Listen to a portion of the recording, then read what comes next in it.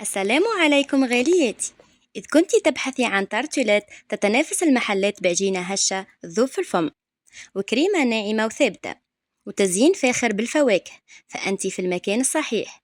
اليوم حبيت نشارك معكم كل الأسرار خطوة بخطوة باش تنجح لكم من أول مرة، سواء للمناسبات للضيافة أو حتى للبيع.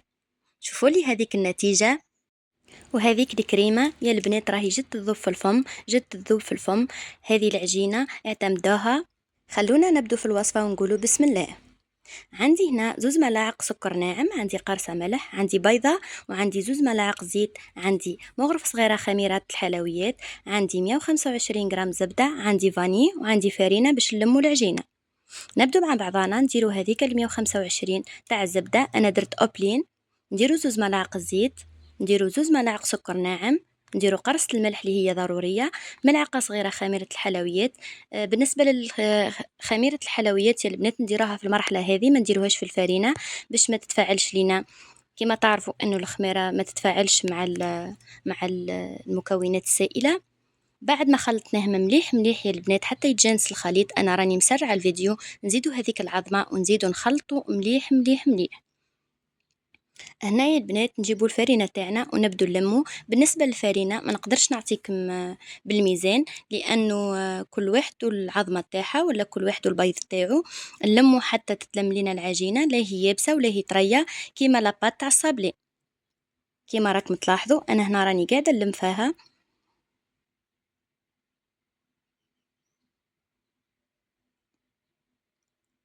كيما راكم تلاحظوا انا هنا تلمت لي، وهذا القوام تاعها يا البنات، ما هي طريه ما هي يابسه. دركا يا البنات واش نديروا لها؟ نديروها في بابي فيلم ونخبوها في الثلاجه لتحت، ماهيش في الكونجيلاتور، ونخلوها اقل مده نصف ساعه. لازم ترتاح هذه العجينه. هنا بعد ما ارتاحت لي العجينه تاعي، كل واحد والطريقه تاعو يا البنات. انا هنا حليتهم كيما راكم تلاحظوا. كيما تقدروا تحلوا العجينه فوق سطح العمل وتقصوها وتحطها ديريكت، انا فضلت اني ندير هذه طريقه كيما راكم تلاحظوا. ونحو لها الجوانب، نفينوا الحاجه تاعنا يا البنات باش تجي خدمه متقونه، سواء اللي راح ناكلوها ولا سواء للبيع. انا هنا بعد ما درتهم كامل، واش نديروا لهم يا البنات؟ نثقبوهم، وهذه الحاجه ضروريه باش ما يتنفخوش معانا. نثقبوهم كامل وندخلوهم على 180 درجه من تحت يحمروا. كي نشوفوهم احمروا من تحت نحلوا عليهم من الفوق، وكل ما حمرتوهم اكثر يا البنات تجي مقرمشه. وما تخافوش راهي العجينه هذه ما تيبسش، راهي تجي تذوب في الفم، يعني مهما حمرتها راح تجي تذوب في الفم. هنا نبدو في الكريمه. عندي نصف لتر حليب، عندي 2 ملاعق نشاء معمرين مليح، عندي فلان تاع فاني، وعندي كيس شانتي. درك في المرحله هذه واش نديرو نصف لتر الحليب تاعنا، ونديرو 2 ملاعق نشا، ونديرو علبة كاملة 50 غرام تاع فلان، ونزيدو ملعقة كبيرة كيما راكم تلاحظوا وراه موضح في الفيديو. انا هنا ندير العلبة كاملة. هنا ما سرعتلكمش الفيديو يا البنات باش نخليكم تشوفوا طريقة قد قد، لانه هذه الكريمة جربوها يا البنات ما عدتوش تبطلوا منها.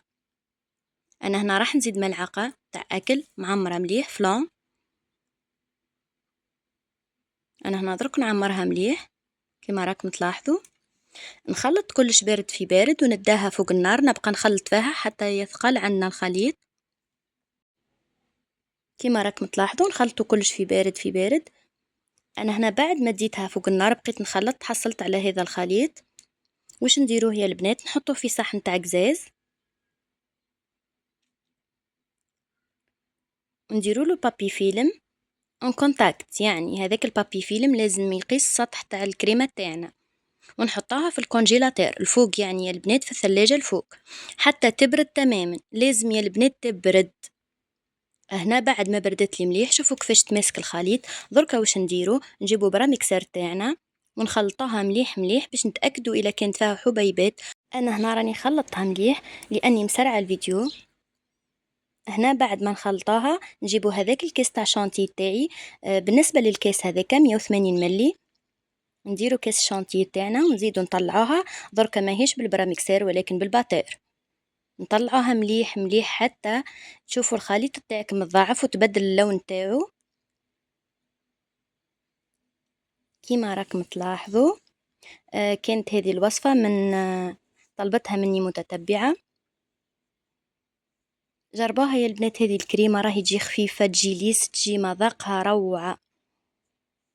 وبالنسبة للعجينة ثانية يا البنات تجي تذوب في الفم. هنا بعد ما طلعتها مليح يا البنات درك نزيد نغطيها ونحطها في الثلاجة، لأنه هذه الكريمة كل ما تبرد كل ما تزيد تحكم راحة.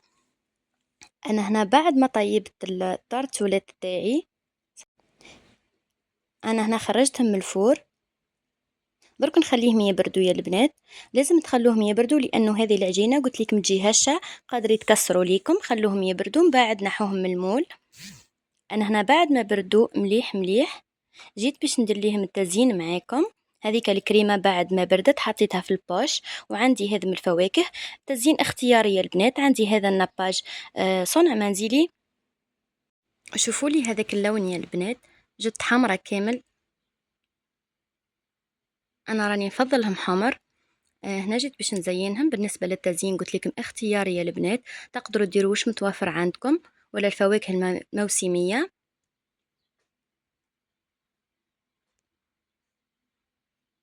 كيما راكم تلاحظوا انا راح ندير هذيك الكريمه اللي درناها مع بعضنا.